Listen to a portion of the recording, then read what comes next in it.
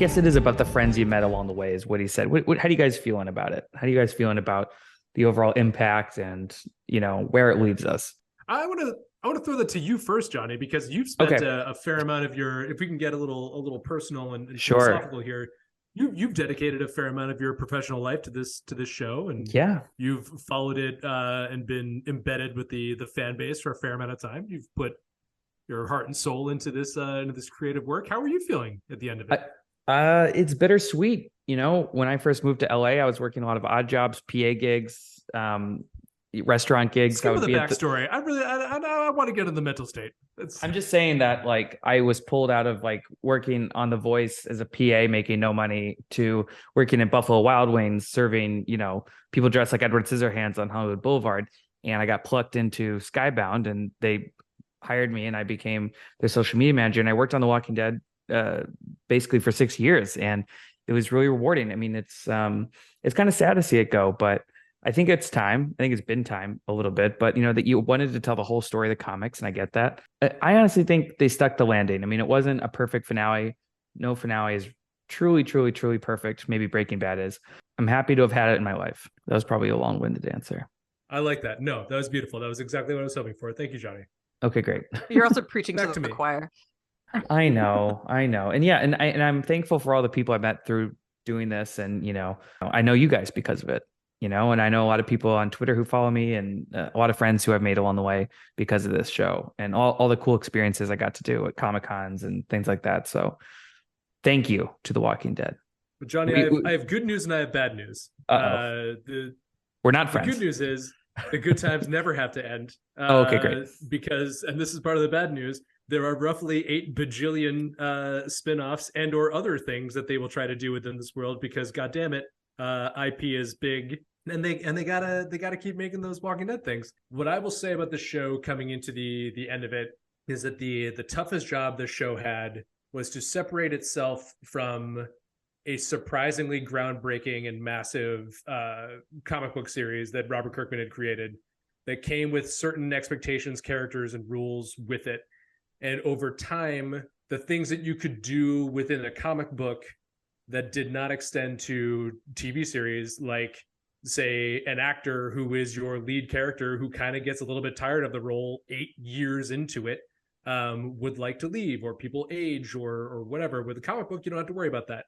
So the show always had to figure out what is our identity outside of the comic book. Can we separate ourselves from the comic book? And I think they succeeded wildly, because when you think about The Walking Dead, you think about the TV show, you don't think about the comic book necessarily, or like to the normal person, on the street. And then once they got into this final season, they had so many things working against it that they themselves created, namely naming all of these spinoffs for Daryl, Carol, Negan, and Maggie, who are massive characters. And you're going into this being like, well, they're going to fucking make it.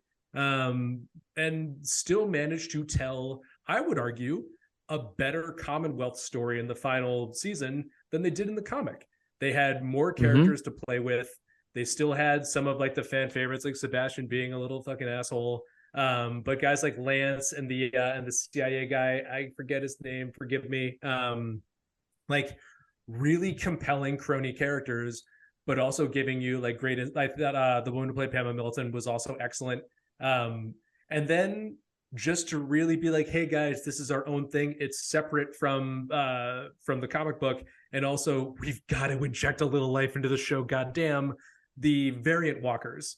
Because let's not kid ourselves, in the same way that I am certain that in 2 years, we're all going to be like, did we really see Negan and Maggie smooch? We're going to get a walker who talks to us. It is just going to happen. If they can climb things, if they're evolving, by the end of season 3 of Daryl Dixon, a walker will speak. It will just be a couple words or whatever. And they're like, was it a whisper? They're like, no, I think it really talked. And because they have to evolve. And I think they've done a great job of getting to this point. Did they land the plane at the very end? Maybe, maybe not. It's hard to do, but overall, I think they handled themselves super well. They overcame adversity with Rick leaving. They did a terrific job with the last couple seasons. So hats off to them. Great job. That was beautiful, Woody. Thanks, bud. Alexandra, any thoughts about the finale? I think that as somebody who was never a diehard fan of this show, and it's solely because I think I've said this before. Zombies are not like sort of my horror. I'm not like excited about zombies and Walking Dead folks as a genre. Get out. That said, well, I mean, like, not a zombie movie. What are you talking about? Like, that is initially my skepticism and why I didn't start watching the show until about season 2 or 3 was because I'm like, that's just not a genre for me. Even though from a distance I could see the impact it was having, and I was like, wow, I had a lot of skepticism about whether or not like the zombie genre could extend past a feature film because it's pretty simple plot wise. I hadn't read the comics. I didn't really understand it from that perspective. And I remember tuning into it and being incredibly humbled by how well executed it was. And I feel like it kind of similar to Lost and maybe Battlestar Galactica really ushered in the age of prestige. Shut up. You really need to watch it. Okay. I wish I could tell you. I was like, guess what, guys? I finally did it for the final episode. I went and binged all 3,000 episodes. Wish you could tell us that too. I'm sorry. Anyway. We've derailed you. Sorry, no, Alexandra. Keep going. No, I think The Walking Dead has done for prestige TV what like arguably more than Game of Thrones did. I don't know that we have a Game of Thrones without The Walking Dead and the impact that it had, and showing that like, hi, or without something like Lost and or Battlestar Galactica showing us like, hi, you can make genre TV at an incredibly high level and it succeeds more than when it has a lower production value. It's not the story, it's not the fantasy, it is how well you make it, and it can be executed incredibly well. And so I love The Walking Dead's contribution to, in the same way I like Game of Thrones contribution and all of these other prestige fantasy shows, for showing people that like, hi, the nerds have been right for a long fucking time. Okay, we have been right about everything that you like for a long time. And so there's a sense of validation coming from just how good this show is, which also makes me eternally fucking angry that it's completely unrecognized by the Television Academy. Like, why Samantha Morton didn't get a Best Actress nomination is beyond me, and because they don't watch me. Because they don't watch The Walking Dead. They watch it. No, they don't. No, they don't. Yes, people, I can't tell you how many people, when I tell you when I worked for The Walking Dead, how many people told me that they stopped watching when Glenn died. I guarantee no one knows that Samantha Morton was even on that. They're like, the girl from Minority Report? Academy. Okay, if you remember the Television Academy, you know what season The Walking Dead is in, you know who's on it. And it absolutely should have been nominated for seasons 1 through 4 or 5. Like, it's shocking to me that it was so unrecognized, especially considering the later in life recognition Game of Thrones got, which in my opinion was not always terrifically deserved. I think The Walking Dead was more deserving. I think for The Walking Dead. Yeah. Yeah, I think they're hair and makeup, aren't they? They were also in the golden age of television, I mean, they were up against, the Mad Men's. They were up against Breaking Bad for the most part. I would also say, and they're probably I don't know we're that only going to give AMC AMC the network that it is without The Walking Dead. Like, it has these incredibly prestige shows that are mainstream, true. But then The Walking Dead I think is what puts it in the reason that AMC I feel like has survived as long as it has independently is not just due to The Walking Dead, but I don't know that it would have happened without The Walking Dead, in addition to all of their other incredibly groundbreaking series. Yeah, well, they have their tent poles. They had Mad Men, Breaking Bad, Walking Dead. We'll see where it goes from here. I mean, I'd love for the Daryl Dixon show or Maggie and Negan to be like Better Call Saul, and like that, keeping up that level of prestige. But we'll see. That'd be great. Yeah. Best case scenario. Who thought Better Call Saul was going to be good? I mean, oh my God.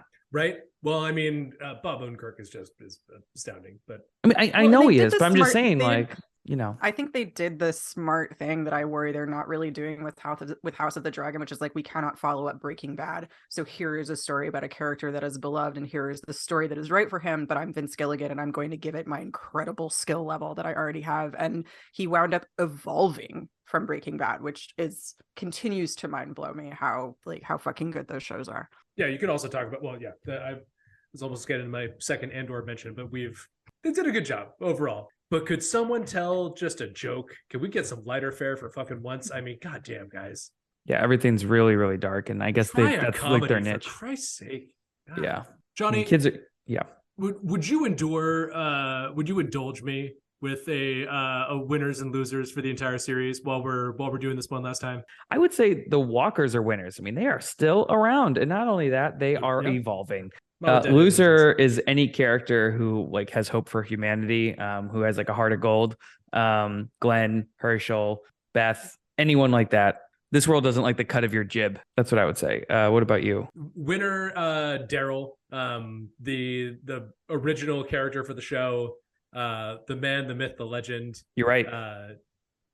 The man killed a tank. just by just tossing a little grenade down. That happened. Had a dog, cool ass ponchos, smells like a raccoon orgy in a dumpster filled with spaghetti. I don't know, just it's bad stuff. His nose just doesn't work anymore. That's what he has dog for. He has a hypersensitive nose. That's true. That's true. No. My loser, and don't at me. Somebody has to have it. Is Judith. And I'll tell you why. The character, fine, and again, like a character who like was not supposed to make it because in the show, in the comic, dies in an absolutely terrible, horrific way. A shotgun. Yeah, not great. Not great. Being a child actor on a series is super hard. Being a child actor at all is super hard, and to be on a multi-season show is difficult. A character like Judith, a precocious 6-year-old who can wield her father's revolver and a half blade and have like adult conversations, is so hard to do. I think Dakota Fanning in Man on Fire is like the platonic ideal of that sort of character. Yes. But anything south of that is really difficult to go down that way because it asks so much of that bit. And I just don't. Judith was just not A+ because there was no way that was going to be that way. But that started to become more and more apparent the more time that Judith got as the actress got older, and giving her like the final line of like, we're the ones who live. I don't know. It was just tough. From the beginning to end of it, it was a difficult assignment. Don't think that it was necessarily done perfectly. Nor do I think that would have been like, that's a 1 in a million person. And I think that would have been purely astronomical. And probably that actress would have been so famous immediately that it would have gone on to something else. Like any other character in The Walking Dead who has a lot of talent and a little bit of time. But yeah. You know, I think what really hampered that was that, you know, Kaylee Fleming was in Loki, which deals with, you know, multiverses and stuff. And I wish we had a multiverse that I could peer into where we saw the version, because Andrew Lincoln obviously wasn't supposed to leave the show. They probably weren't going to kill him off. If they did, they were going to give him his comic death at the end, I imagine. And so what's sad is we never got to see Judith and Rick really interact as those two. I mean, we saw her when she was very little, but we didn't see Kaylee Fleming and Rick share any scenes together. And they just time jumped after Rick died or went missing, of course. So I think that made it worse because I think he would have really elevated her. And, you know, it's great that Daryl was kind of like the stepfather, you know, that came in. But yeah, I wish we got that because Michonne wasn't supposed to leave either. So I wonder what The Walking Dead would have looked like had those things not happened. So you're taking away all these major parts of the Jenga block. I'm sorry. And that just makes the, like, for somebody to have done that character so superbly and handled all those things, like, that's an impossible task. That's a generational talent, or like it was just really difficult. And I don't want people to think that I'm saying like the actress is bad. Like, Kelly Fleming is very good. But I think especially in this episode, and like has a lot to do, and it is hard. And I think that she does a good job, but I think just like what is expected of that Judith character and where they went with that, I don't think anybody could have done a job with that to the level that they expected or wanted. Interestingly enough, one of my series losers was also Judith, not quite for the same reasons. What? I've more been annoyed with Judith because I understand kind of a key part of The Walking Dead has been since the comics, it's been a coming of age story in the apocalypse is how I've understood a lot of the root foundation behind it. And I just, even though I know that's very true to sort of a theme of the narrative, and I was very pleasantly surprised by how well Kaylee held that down and held down that relationship with Negan in a believable way with complexity and subtext. Like everyone is right to think that like that is very, very difficult to find in a child actor, and she had it. So it could have been, I think, a lot worse. But I think ultimately what I didn't care for about that storyline, I was like, oh God, now Daryl's going to be her dad because he has to be. And I found that to be predictable and just not supreme. Like, it made sense. It would have been weird if he hadn't, maybe, but it seemed like I understand the reason to have her there, but it also lit up part of the storyline that I was like, you're doing this because you have to have these family elements, when what I liked about this show is that it was quite cynical and in many ways, and she kind of brought out the full housiness of it that I didn't always love. But really the reason I have her and RJ as the losers is that like their parents both willfully abandoned them in an apocalypse. Then Daryl did it for forever. Like, and I get, like, I'm glad that Michonne went to find Rick. I'll be very happy to watch that miniseries, but it has never sat well to me that she was like, oh my God, the man I love, and leaves her small baby child. Yeah, I agree with that. And, I think obviously Daryl has to leave because he has a spinoff, but I don't think if he had that spinoff, he would have. Like, it honestly, it goes against everything about his character to leave these kids behind, these kids who he knows their parents very, very, very well, and was basically like tasked with, the unsaid rule is that he was kind of the stepfather. He was watching out after them. It doesn't make any sense that he's like, all right, well, Pamela's gone, so I'm gonna take off. like a road trip. That part bugged me. I'll say I didn't agree with that, but Judith and Negan doing homework is a delight. Those scenes were just impeccable. They're really, really, really good. Well, and that I actually really bought. Like, I was like, if you're going to humanize Negan, and they were going to do it, so I was like, okay, how well are you going to do this? And the fact that Judith is key in that, I was like, okay, this I buy, because it's like, nobody's yanking her away, and she also seems like she's somebody who's, I'm going to do what I want. I'm Rick Grimes' daughter, kind of. And the fact that she talked to him and kind of understood him, and the fact that he had humanity, like, there was an aspect of Negan who had limits. He did not rape, despite, kind of saying, well, if you don't have sex with me, I'll kill you, kind of thing. So like but he also at the same time, like, clearly had certain values and principles. And I liked the fact that about him, he did have a softness and an awareness for children. And that was believable to me. It gave his character some really interesting depth. And it was very, very satisfying that you saw his road to redemption kind of start with her in a way that he definitely cared about her beyond his own well-being. It wasn't just, I'll make friends with her and she can help me. He was kind of reluctant about it. And then you can clearly see that he has genuine affection for her beyond what that would do for him in other people's eyes. So yeah, Judith and Negan, 2024. Who's your winner? My winner is Ezekiel, because I will tell you why.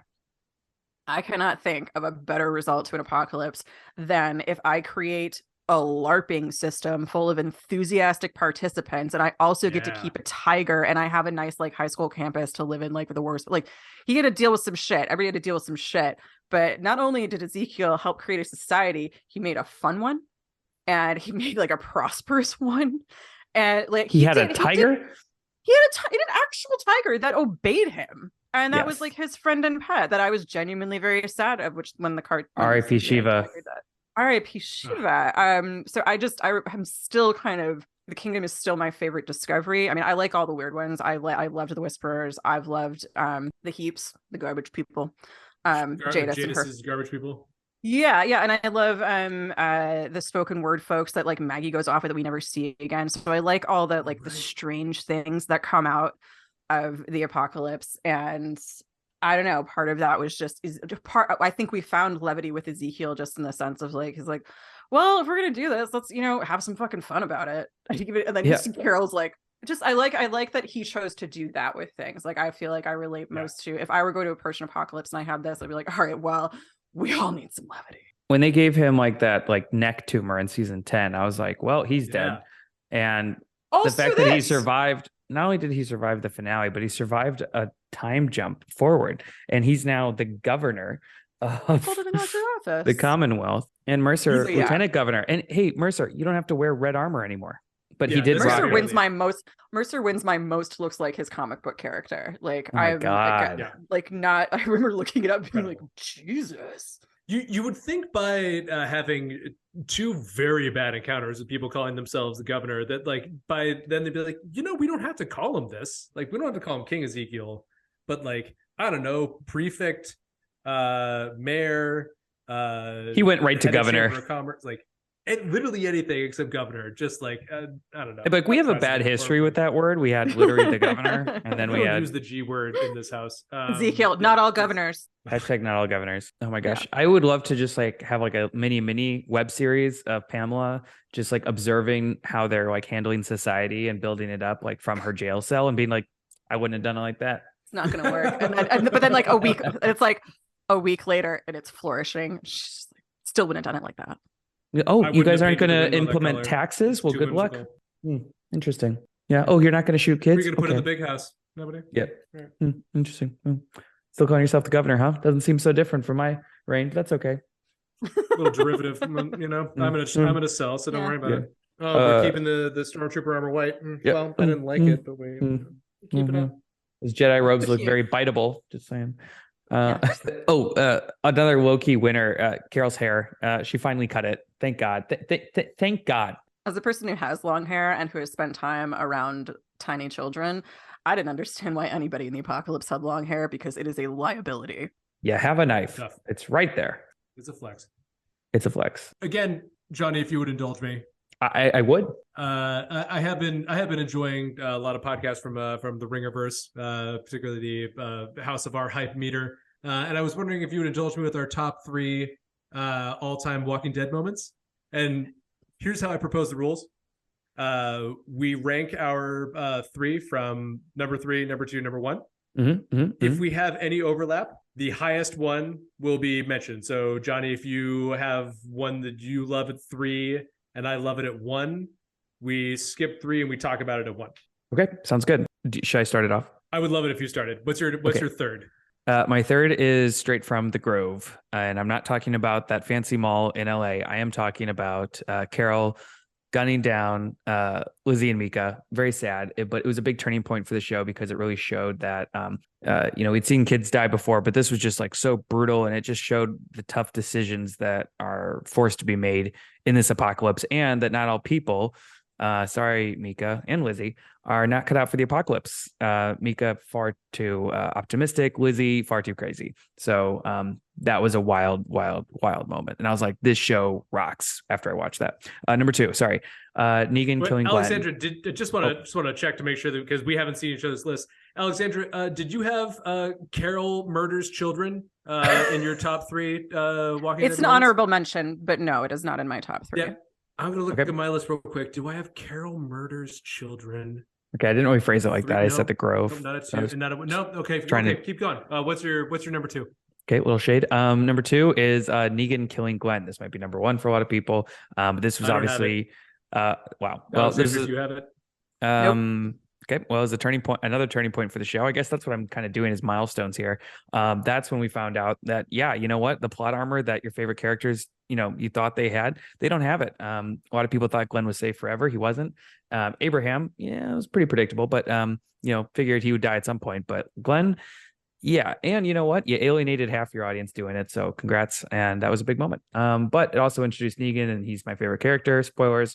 So yikes. But that's number 2 for me. Number 1. I'm gonna, actually, Johnny, just because your number 2 was my number 3. Okay. It wasn't exactly the murder of the people, but I'm gonna say it's the season 6 finale along with you, so it's still in that same general area. The scariest moment in all of The Walking Dead is when Rick and the team are in their RV and things are not going well. Everyone is stressed, but they still have some optimism that things might work out, and the Saviors have a counter everywhere they go, and they are boxed in by an enemy that is literally increasing show of force each time, to the point that the Saviors have utilized construction and logging equipment to block a road with full logs. They can anticipate their every single move, and they finally have nowhere to go. That shit was absolutely terrifying. I remember that's the season 7 premiere. After that, just kind of in awe at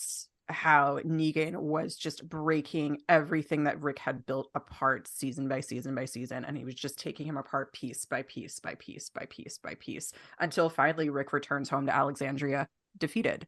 And I liked that they did that, because ultimately, Rick had been defeated before, but not to the point where he was controlled by someone else to the degree that he was being controlled by Negan, and he had to come back and tell his people that he was like, yeah, so didn't go as planned. Yeah, and we loved it. I get that people left because it was so brutal, but that's how it was in the comics. And even though the Negan storyline did drag out way too long, all the way through season 8, and then, from the comic storyline. But, I thought it was a big turning point. Okay, number 1. This was, I'm kind of going backwards here, but another big milestone. It's the Sophia barn scene. This was a huge shock. It's been this big mystery. Where's Sophia? Where the hell did she go? And when she came out of that barn, I think it was like your first truly shocking moment of the series. I mean, we had a lot of shocking moments, but this was like the one that I think just everyone held their breath. I wish people were making reactions back then. I guess all mine are really sad. I'm sorry. I should have maybe picked a happy one, but those are my three big moments that I remember the most. That's Fair amount of interesting. child murder in Johnny's list. 66% kid aside. So It's difficult to avoid. Look, Walking Dead's a tough show. It's a dark show, and people die, cities fall, and other Fall Out Boy lyrics that get said in the finale. Alexandra, what's your number three? Number three is when it's interesting that yours were a little bit downer, Johnny, because mine were all moments of we're all like, oh thank God, moments of somewhat triumph. So number three is when Deanna Monroe turns to Rick and goes, Rick, do it, and Rick just ices Pete right away. That was dope. Yeah, he was like gladly the guy who's like the abusive husband. Yeah, such a piece of shit. Like, and just I liked Deanna. Yeah, I liked Deanna Monroe's character. I thought I loved sort of like just the kind of like surrealism of Alexandria, and then that was kind of our first kind of look at like, okay, like how do we deal with this politically? How do we deal with this with a community of people who haven't shared our experiences and that we have to communicate with, but not force them to do things? You know, how do we do that?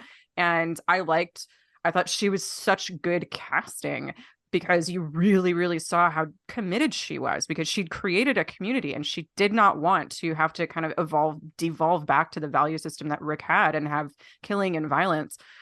But she was convinced and she adapted and then she died. But, you know, I liked her. I liked that moment of her being like, yeah, you know what? You're right. Number two was, Shane and Rick in Rick's final episode, that flashback, just because it had been I was surprised it struck me because I again, like not a like massive, like I don't rewatch necessarily episodes of the show. It's not like my fandom of choice in that sense. But what struck me about it was how fucking talented John Bernthal is and how he was able to, over 10 years later, come back, and he and Andrew Lincoln created the same tone, chemistry. Dante's Inferno of Hell visiting things that we had with Sasha and Herschel, that felt a little much to me, but I thought that initial scene with Shane and how they kind of achieve closure and you get this sort of holistic look back on Rick's journey through that was just chef's kiss. Like, ooh. And how good did those burgers look? I mean, my God, the burger looks so good. So like good. it's just like a hot summer day. You're in a car. Right. Oh my God. You're just talking with your bud. What's your number one? My number one is Shiva versus the Saviors. Nice. Excellent. That was fun. Exquisite choice. I like moments. It reminds me of the moments when like Jon and Sansa reunite in Game of Thrones, when they win Battle of the Bastards, when the tides turn, when it's just been so bleak for so long. And then all of a sudden, Sasha kills herself, knocks out Negan. They've all got help. Screw the scavengers. And then Shiva. And then Negan's like, it's a damn tiger. Because holy shit, it's a tiger. To me, that was, I think, what we're talking about with levity, and if we can't have some, that was levity to me. And the fact that I'm like, I believe that this tiger is here. They have done a good enough character background on this tiger and his relationship with other characters that I absolutely believe this is a strategic tactic that somebody would A, propose, that B, would be enacted, and that C would work. So I'm upset now. I want to redo my top three, but that was fantastic. I'm going to let you have that. I'm stuck with a child murder. Okay. Damn it. Woody, top three. Better come with some heat because you've been pretty judgy about some of our picks. Just mine. No, this is I'm instigating. This is the character that I'm playing in the pod this week. It's not a character. This is a spinoff. I'm gonna do quick number four because it's coming to me right now. Because my number three was your number two, but I see. Gabriel, I just wanted to mention the finale real quick, this part that I thought was really great. Gabriel gets to make up for his past. Yes. When Gabriel had kept the people out and locked himself into the church, he is the person to naturally risk his life to walk to the gate and say, let them in. Gabriel survived longer than he did in the books.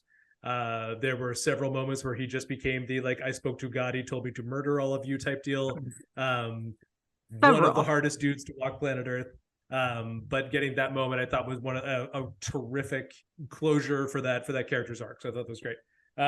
Number two, Daryl versus the tank. Just the moment when you watch a man go from this dude's a badass to this dude is a fucking legend who threw a grenade down the barrel of a tank and blew it up. Incredible. Was he like in the air? Was he like, did he jump and do that, or did he just like run by and juke it? In my mind, it's the Michael Jordan like air bit, and he just like very daintily though, like doesn't slam it, just goes like, no, he's just like, that's my favorite part about it, that he's like an afterthought to Daryl, because he's like, I was always gonna do this. Number one, and this shouldn't surprise any of you, Jesus meets the gang. Yes. The single greatest episode. The chillest dude of all time. Just Apocalypse Kung Fu around the number one, number two power rankings, and like the two of the most dangerous men in humankind. And he's just like, but the second, they're like the hierarchy of power in the Walking Dead universe was changed forever in that moment. Shout out Dwayne Johnson. So yeah, that's I love how simple great. you see like Wow. Rick and Daryl just kind of coping with their own insecurities of like, this doesn't make like, and Rick is like, wait, how many walkers have you killed? And Daryl's like, no, no, fuck this guy. No. I will say that I'm now enraged because I remember that Jesus does make it to the end through the 20-year time jump in the comics, and him and Aaron end up happily ever after. And I'm very sad that The Walking Dead never really pursued it. They danced around it, but they ultimately did nothing with it. And then he like died. worse days than Aaron. Like Yeah, Aaron well- just seems to like always be trying to do his job and then gets roped into like I watched his first episode like within the last 2 years, I think, for some reason I forgot why. And the episode where he just kind of genially decides to come, and he's like, hey guys, you want to come to Alexandria? And they're like, who the fuck are you? And for like 3 days like torture him and tie him up because he was just, hey, did you guys get my waters? Whoa! I do think it was delightful him explaining to Lydia what a phantom limb was. That was really nice. I have an honorable mention, Sure. or two of them. I was totally shocked by, I remember when Rick lived, I thought that was a great turnaround. Everyone thought he was going to die. Like I went on a press trip that year, and I was the only person who was like, I actually don't know that he will. And we were just like, he's going to fucking die. So I remember that being so wonderful and surprising. And then also Noah Emmerich whispering to Rick at the end of season 1, the CDC being like, we're all fucked. We're all fucked. He's like, I'm gonna blow up this building, and you guys should probably blow up with me because we're fucked. Like we're so fucked. We're so fucked. You're gonna turn into How about those hot showers, guys? Great times, right?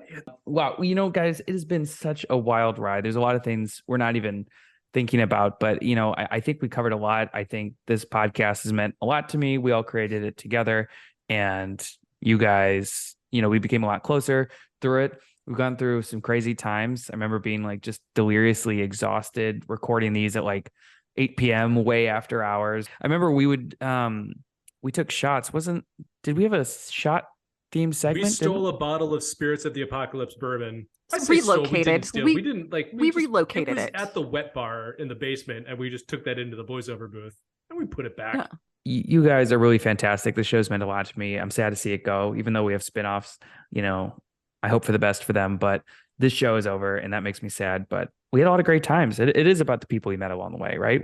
It's weird to say, I think we're the ones that lived. Oh wow. We're the ones that pod. We're the ones that pod. We're the ones that pod. I don't know where Nate is at this very moment, but I hope he's doing well, and gonna miss him. I hope he listens to this. Nate. You know what? Are we ready for that yet? Wait.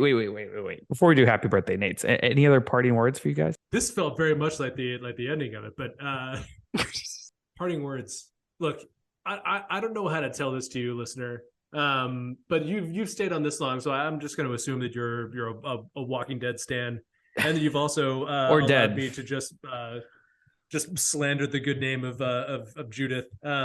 Has The Walking Dead somehow become the second most successful shared cinematic universe behind the MCU? I'm going to say yes. I guess you could say maybe Star Wars, but that has been like middling at best. I would say in terms of like just most watched, shared most eyes, this has a little bit more to do with its time and the amount of content it has. But I think Star Trek is like quantifiably the most successful franchise in terms of like the amount of content and how long it's been on.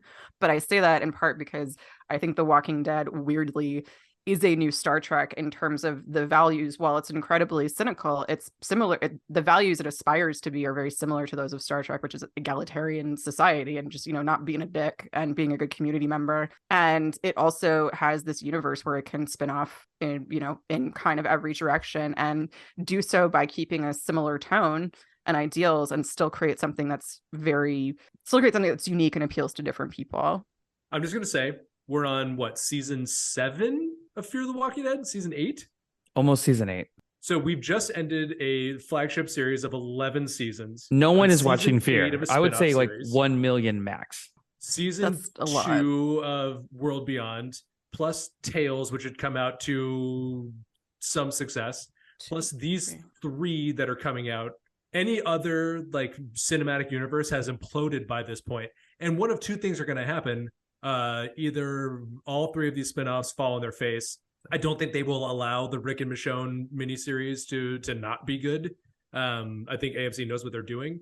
But like if any of those hit and they continue to tell the story of like the CRM like saga and all of this, and like have your ultimate big bad, this show or this like franchise continues to go on for a very long time. And I think that is a absolutely remarkable achievement that many really well-paid people have been trying to do for a real long time and haven't accomplished the heights that The Walking Dead has reached. Well, and you think about what little I say there's a lot of variation in the ways you can take the story, and there are, but when you think about like the variation available in a Star Trek Infinite universe of aliens and problems and scientific problems, there's a wide variety of plot devices you can choose from. Same with Star Wars, same with Marvel, given like the amount, how infinite a comics universe is.